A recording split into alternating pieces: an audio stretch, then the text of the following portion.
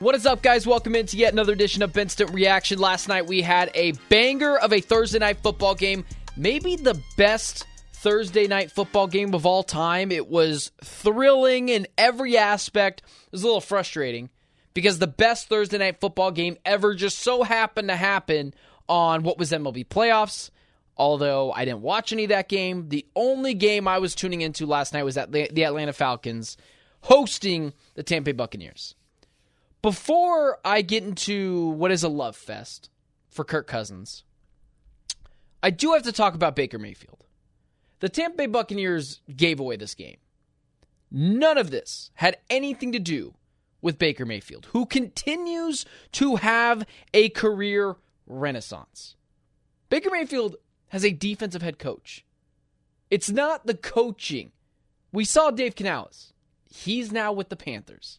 That was the guy that just so happened to save the career of Baker Mayfield. That's not the case. Baker is just full-on shredding defenses at this point in his career.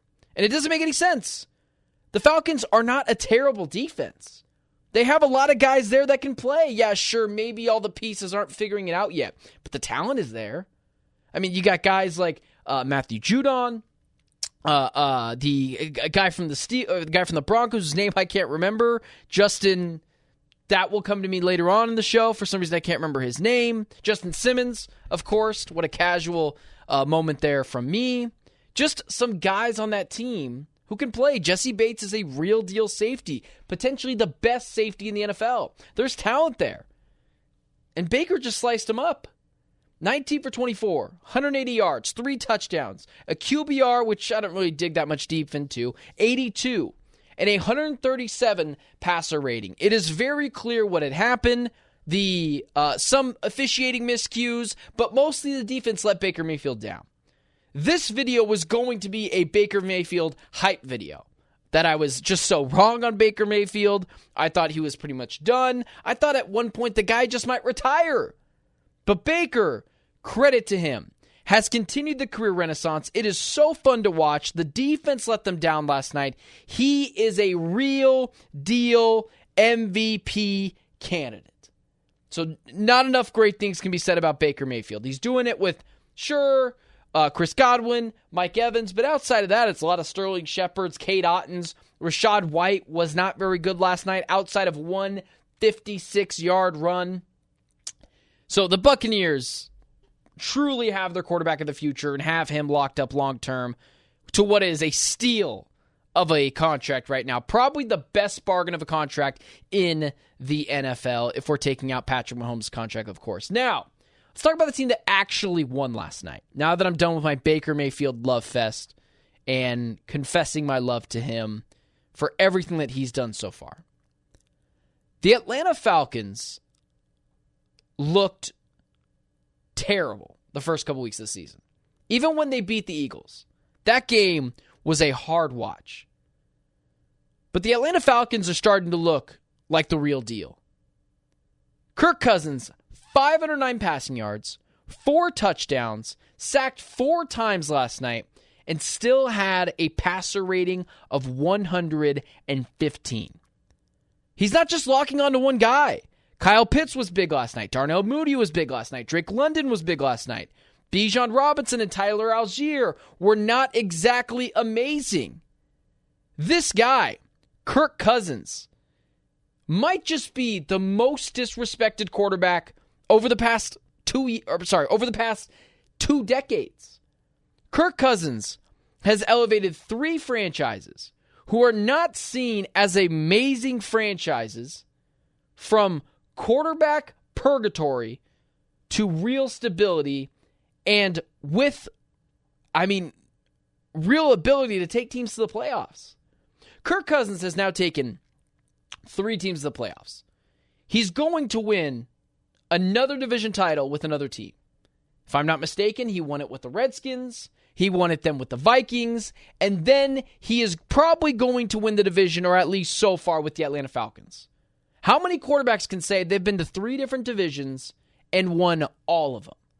That's Kirk Cousins. He might just be one of the most disrespected quarterbacks in NFL history. I get it. Kirk Cousins, I don't see the guy ever hoisting a Lombardi trophy. But what you get with Kirk is, yes, he's made a lot of money. But a quarterback that just wins. I mean, this is a guy in his career who has passed for 40,000 passing yards, he's thrown for 278 touchdowns, 115 picks, has never really had the stability of some teams. The Minnesota Vikings, a very stable organization, but the Falcons have been in flux for years. The Washington Redskins, when he was there at one point, was in flux for years. The Kirk Cousins story is so interesting. This guy came out of Michigan State at what was supposed to be a backup to Robert Griffin III.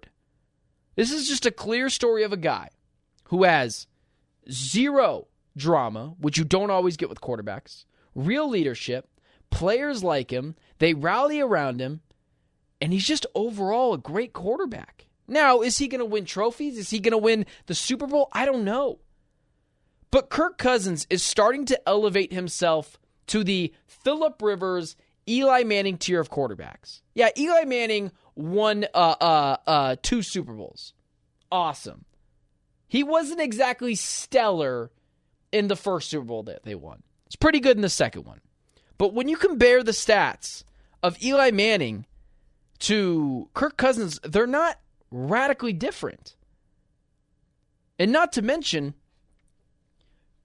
Eli Manning was largely a 500 quarterback. Kirk Cousins isn't that guy. He wins a lot of division titles. With Eli Manning, you never really knew what you were getting. So what I will say about Kirk Cousins is, I wouldn't vote the guy into the Hall of Fame because I think the Hall of Fame is a sacred place that I believe sometimes we put players in just because we feel like they should be in. But Kirk Cousins is going to get Hall of Fame votes, whether you like it or not. He is in the tier of the Phillip Rivers, of the Eli Mannings of the world. He's just an overall very rock-solid quarterback who continues to elevate teams from quarterback purgatory to right-away stability, taking them to the playoffs, and immediately winning division titles. Kirk Cousins is just really disrespected. Again, I don't want to hype up Kirk Cousins to be this top 5 quarterback in the NFL. I don't want to hype up Kirk Cousins to be this guy that's going to win multiple Super Bowls. But at this point in his career, likely going to win yet another division title with another team, has thrown for 40,000 passing yards, had a real deal Achilles injury last year, and now at this point isn't missing a step. And at 36 years old, it just feels like Kirk Cousins keeps getting better with age.